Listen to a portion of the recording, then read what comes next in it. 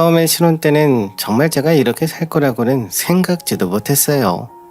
그도 그럴 것이 남편이란 사람은 연애할 때는 굉장히 저를 잘 챙겨주던 사람이었거든요.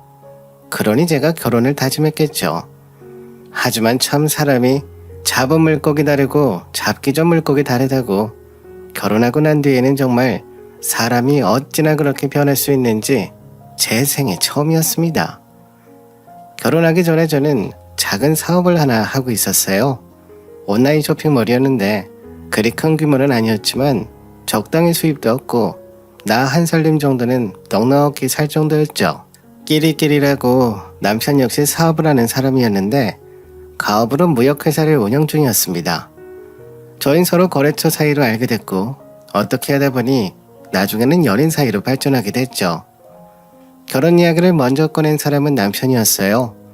사실 끼리끼리라고 해도 사업 규모 자체가 달랐기에 수익은 거의 배가 넘는 차이였으니 서로 급이 맞지 않는다는 생각을 종종 했거든요.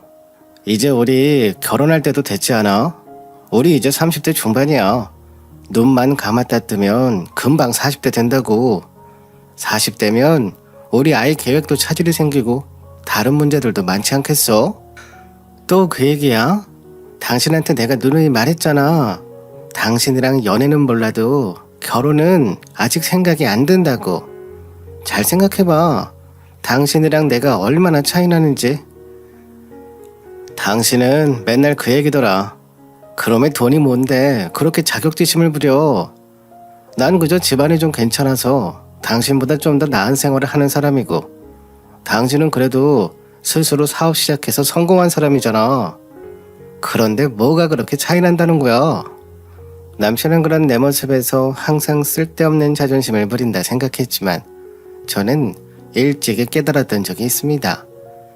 바로 제 어머니가 겪은 일을 옆에서 제 두 눈으로 봤으니까요.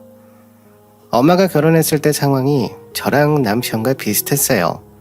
제 친부라는 사람의 집안은 넉넉한 살림으로 엄마를 끝까지 책임지겠다며 결혼했지만 결국엔 이혼하셨으니 제 걱정은 당연한 일이었죠. 하지만 끝에 끝까지 가서 남편의 다정한 꼬드김에 결혼을 하게 됐어요. 나 정말 당신만 있으면 된다니까. 우리 집안 사람들 그런 거 진짜 전혀 신경도 안 쓴다니까. 우리가 뭐 너한테 혼수를 해오라고 했어? 아님 집을 해오라고 했어? 그런 생각 전혀 하지 말고 부담 없이 우리 결혼 준비만 하면 돼. 차이가 나는 집안 외에도 마음에 걸리는 일이 저는 또 하나 있었어요. 바로 늦둥이로 태어난 제 동생 때문이었습니다. 우리 집에는 막둥이도 있고 걔 지금 대학생이야. 그리고 걔가 취업할 때까지 내가 우리 집 가장이나 다름없단 말이야. 그런데 당신하고 이렇게 결혼해봐. 일은 일대로 바쁠 테고 결혼했으니 시댁도 신경 써야 되고, 그럼 우리 집은 누가 봐줘? 아, 처남 때문에 그래? 우리 집이 당신한테 빡빡하게 시집살이 시킬 것도 아닌데 뭐 당신 손 하나 없다고 뭐라고 할 사람이 우리 집에 진짜 아무도 없다니까. 정말 괜찮겠어? 난 지금 결혼하면 당신이나 시댁에 신경 쓸 여력조차 없을지도 모르는데. 나 참 진짜 괜찮다니까. 당신은 1년이나 나를 만났으면서 그렇게도 날 몰라? 오히려 더 이상 우리 결혼을 미루는 걸 우리 엄마가 더 싫어해. 그러니까 일단 우리 결혼부터 하고 당신 문제는 같이 천천히 해결하자. 어? 나도 당신 힘든 상황인 거 다 이해하니까. 전 당시의 제 모든 상황을 다 본인이 이해할 수 있다. 시댁 사람들도 다 이해하고 넘어갔다고 자기한테 말했다 하는 남편의 말을 철석같이 믿고 결혼했어요. 하지만 이 사탕발림에 넘어간 제가 바보였죠. 실상 남편과 결혼 후에 남편이 말한 것처럼 남편은 책임이라는 것을 진 일은 거의 없었습니다. 심지어 시댁의 모든 허락을 받았다는 말이 거짓인 것처럼 시모는 저희 신혼집을 제 집처럼 왔다 갔다 했죠. 그러면서 잔소리를 잊은 적은 없었어요. 예, 너는 어떻게 된 애가 쇼핑몰 운영한다는 애가 어찌 이리도 정리를 똑바로 못하니? 이러니 우리 애가 굶으면서 사업한다고 그렇게 살이 빠졌지. 어머님, 이번 주는 제가 정말 바빠서 그랬어요. 그이한테도 이미 다 말해뒀고요. 그리고 이렇게 불쑥 찾아오셔서 계속 그러시면 저 너무 힘들어요.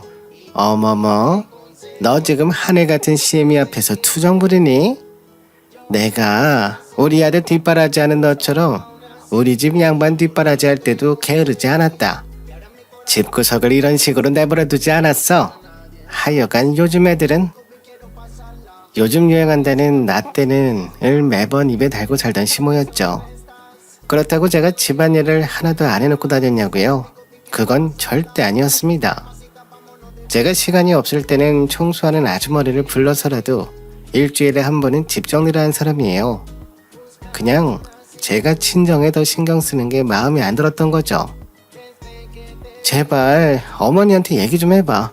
언제까지 이렇게 불쑥불쑥 찾아와서 나한테 시집살이 시킬 예정이셔? 당신 분명 나랑 결혼하기 전에 시댁 식구들 다 괜찮다고 하지 않았어? 근데 지금 이게 뭐야? 당신은 정말 최소한의 예의라는 걸 좀 지키고란 말해라. 아침에 나가는 남편 밥상도 제대로 못 차려주는 사람이 웬 말이 이렇게 많어? 참나, 내가 당신 밥 차려주는 사람이야? 그리고 말은 똑바로 해. 내가 언제 밥상을 부실하게 차렸어? 채소 반찬 5가지 이상에 밥국 차려주는 그런 사람이 흔한 줄 알아? 그것만 해도 감사합니다 인사는 못할 망정. 아니 반찬 전부 다 네 손으로 직접 한 것도 아니잖아. 그러면서 무슨 유세는? 전부 직접 하지 않아도 매번 다른 반찬을 사고 식단을 구성하는 것도 일이야. 당신은 그저 입만 벌리고 넙죽 받아먹는 사람이면서 뭐가 그렇게 불만이 많은데? 그럴 거면 당신이 알아서 차려 먹어. 나 진짜 바쁘니까. 당시 저는 당장에 대학을 졸업하고 취업을 앞둔 남동생과 지금까지 저와 동생을 먹여 살려준 엄마의 뒷바라지, 그리고 남편 뒷바라지와 쇼핑몰 일 등으로 하루하루가 어떻게 지나가는지도 모르고 살았죠. 그러면서 남편의 이런 짜증을 듣고 있으니 얼마나 화가 났을지 상상이 가시나요? 게다가 남편은 정말 사소한 것 하나까지도 저에게 부탁을 하는 사람이었어요. 어쩌다가 한번 집안일을 맡기면 말이죠. 여보, 미안해. 오늘 집 정리 좀 해달라고 했는데 하필이면 급한 일이 생겨서 늦게 들어갈 것 같아. 그래서 말인데 오늘만 당신이 집 정리 좀 해줘. 이런 식으로 핑계대면서 빠져나가기 일쑤였고요. 그러면서 자기가 부탁할 때는 아주 제가 다 들어줘야 하는 것처럼 당당하게 요구하곤 했죠. 여보, 이번 달 정산 금액이 늦게 들어와서 그런데 카드값 이번에만 당신이 결제해주면 안 될까? 부부 사이 좋다는 게 어디야? 어? 이렇게 자잘하게 돈을 가져가는 일이 자주 생기고 부탁하는 금액도 점차 커지면서 제 부담은 계속 늘어만 갔죠. 돈이 들어가는 구석이 한두 군데도 아닌데 계속 이렇게 부탁하는 남편을 거절하면 뒤따라오는 시모의 잔소리도 듣기 싫었습니다. 그래도 다행이라면 빌려간 돈은 늦어도 항상 돌려줬다는 거네요. 근데 엎친 데 덮친 격이라고 집에 오한이 생기게 됐죠. 친정엄마가 아파서 한동안 일을 나가지 못하고 거기에 누군가의 보살핌이 필요하게 된 거예요. 그때가 겨울이었는데 일을 나가려던 순간 집 앞에 얼어있던 얼음을 밟고 넘어지면서 그대로 허리를 다치셨는데 수술까지 할 정도로 좋지 않았습니다. 다행이라면 엄마는 보험이 잘 되어 있어서 그렇게까지 큰 돈이 들어가지 않았다는 거예요. 거기에 늦둥이 막내 녀석도 취업을 했고요. 하지만 엄마는 당장에 일을 못하게 됐으니 생활비가 필요했고 게다가 허리를 다치셨으니 옆에서 본인 돌봐줄 간병인도 써야 됐고요. 그래서 막내 녀석과 이야기한 결과 각자 40만원씩 엄마에게 드리자고 결론이 났어요. 마음 같아서는 50만원, 100만원도 더 드리고 싶지만 출가 외인의 몸으로 더 이상의 금액은 저도 부담이었죠. 누나는 너무 신경 쓰지 말고 그래도 내가 다행히 취업했잖아. 그러니까 엄마는 나한테 맡겨. 누나도 매번 우리 신경 쓰느라 그 집에서 좋은 소리 못 들었을 거 아니야. 우리 막내 어떻게 이렇게 다 컸대? 너라도 있어서 얼마나 듬직한지 몰라.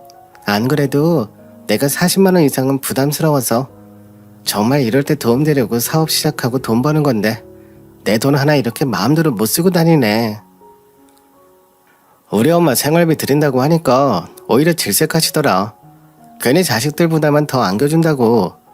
그러니까 누나 너무 걱정하지 말고 앞으로는 나한테 좀 의지해. 참으로 듬직한 내뚱이 막내죠. 그나마 이때 막내가 있었던 게 천만다행이었어요. 왜냐하면 시댁에서는 제가 집에 매달 40만 원씩 보내겠다니까 아주 난리가 났거든요. 특히나 남편이란 사람은 자기 장모가 다쳐서 병원에 입원했다는 소식을 듣고도 뭐라고 하는지 뭐 장모님이 다치셨다고? 그래서 당신이 매달 40만 원씩 드리기로 했다고. 우리 집에 무슨 돈이 있어서 그 돈을 보내. 당신 우리 엄마한테는 제대로 용돈이나 드린 적 있어? 그러면서 자기 집이니까 챙기겠다 이거지?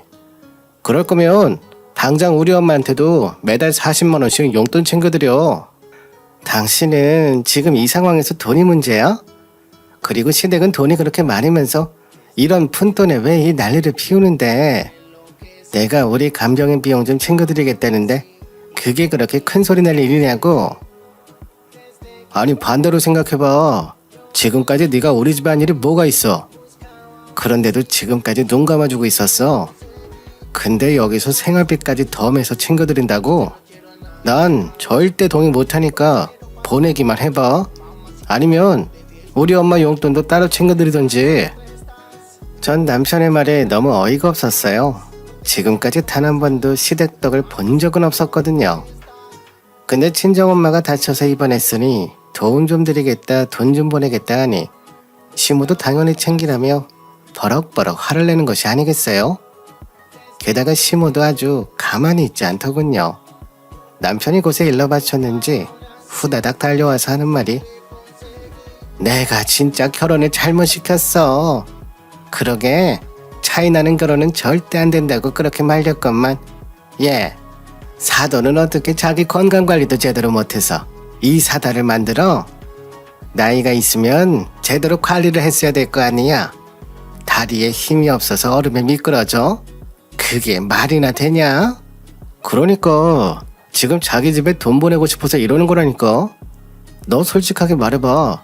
장모님 병원에 입원하신 건 맞아?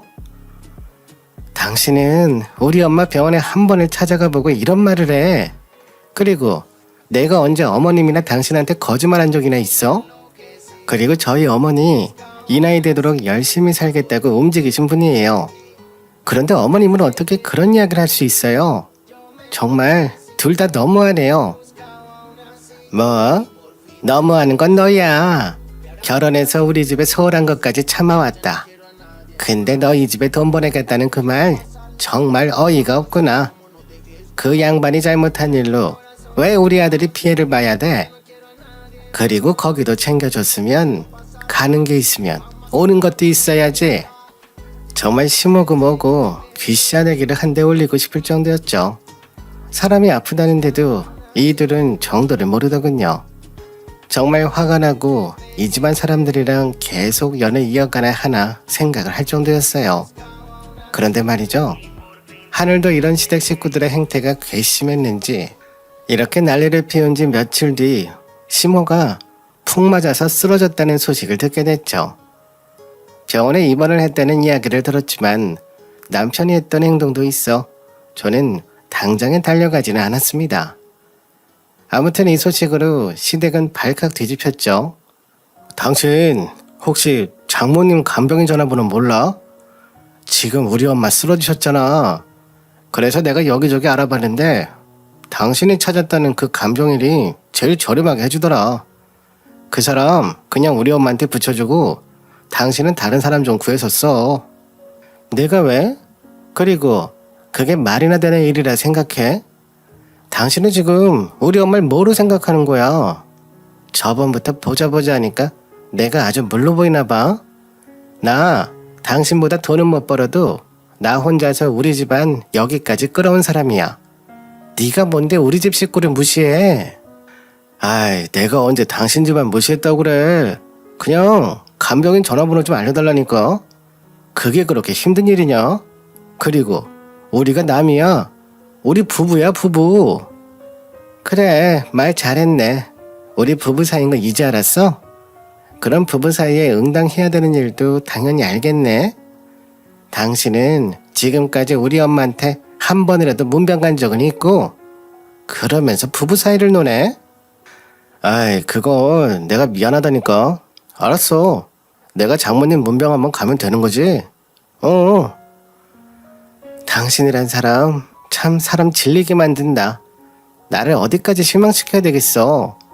결혼 전이랑 어쩜 이렇게 다를 수가 있지? 아무튼 됐고 당신이 알아서 구해. 난 절대로 가르쳐주기 싫으니까. 남편이 계속해서 감정인의 전화번호를 달라 요구했지만 저는 괘씸해서라도 주기 싫었습니다. 게다가 시댁 식구들은 다들 싸가지가 두루 없더군요. 저희 남매는 서로 엄마 생활비 챙겨주겠다며 난리법석에 엄마 친척들도 엄마가 병원에 입원했다는 소식에 헐레벌떡 달려와서는 엄마 병원비 좀 챙겨주겠다 난리였거든요.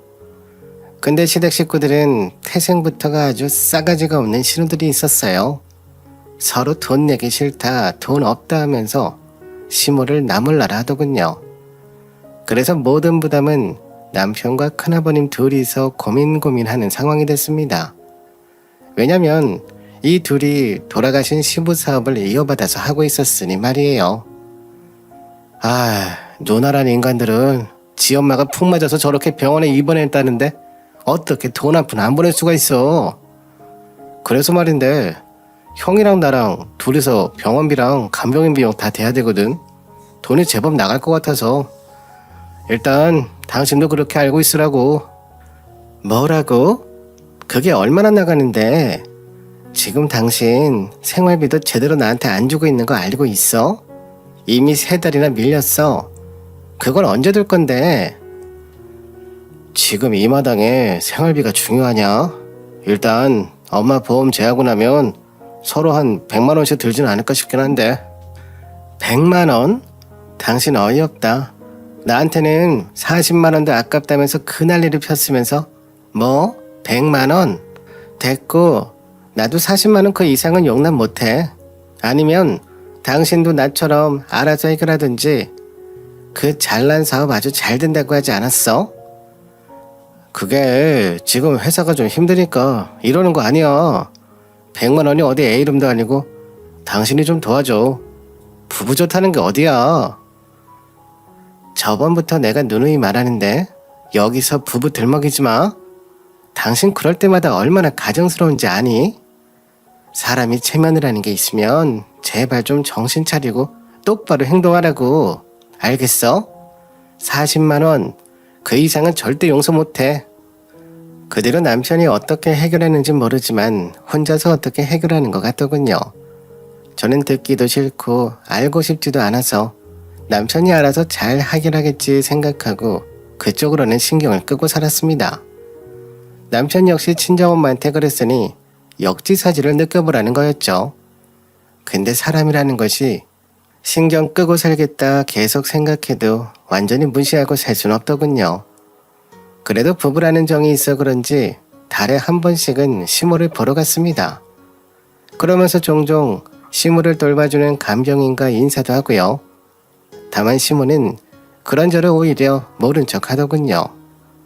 그런 모습에 간병인이 이상한 눈으로 보곤 했지만 어쨌든 저는 이것으로 시모에게 며느리 도리는 다 했다고 생각했습니다. 그렇게 반년을 하는 시간이 흐르고 제 친정엄마는 진작에 퇴원을 해서 지금은 집에서 회복을 하고 있던 상태였죠. 저는 여전히 이전과 같이 바쁘게 지내고 있었어요. 남편과는 이제 대면해서 솔직히 이 당시 서로 말도 제대로 나누지 않는 상황이었어요. 남편은 저한테 말을 걸고 싶어 하는 것 같았지만 저는 엄마의 일로 아직 화가 풀리지도 않은 상태였죠. 그러던 중에 시모가 입원하고 돌아오는 첫 명절을 지내게 됐는데 남편이 갑자기 명절날에 시댁에 가지 않겠냐 묻는 거예요. 여보, 우리 이번 명절에는 엄마 집에 가지 않을래? 어쨌든 엄마도 이렇게 됐고 그냥 이번 기회에 가족들이 뭉쳐서 단합이라도 하자 이야기가 나왔거든. 내가? 당신 식구들은 그냥 끼리끼리 노는 거 아니었어? 형님들도 내가 그 집에 발 디디는 거 싫어할걸? 당신은 항상 우리 집 사람들을 그렇게 나쁜 사람으로 보더라. 이번엔 진짜 다 같이 모여서 그냥 좋은 얘기나 하고 지내자는 결론이 나와서 당신한테 내가 이렇게 말하는 거야. 아무튼 이번 명절에는 시간 좀 비워. 뭔가 이상한 낌새가 들었지만 가족 모두가 모이기로 했다는 남편의 말을 무시하기엔 영 찜찜했으니 전 그렇게 남편의 말에 순순히 남편 차를 타고 시댁으로 가려 했습니다. 거기서 무슨 일이 일어나려나 궁금하기도 했으니까요. 근데 남편이 도착한 곳은 시댁이 아니라 시모가 입원하고 있는 병원이었어요. 저를 당당하게 내려주는데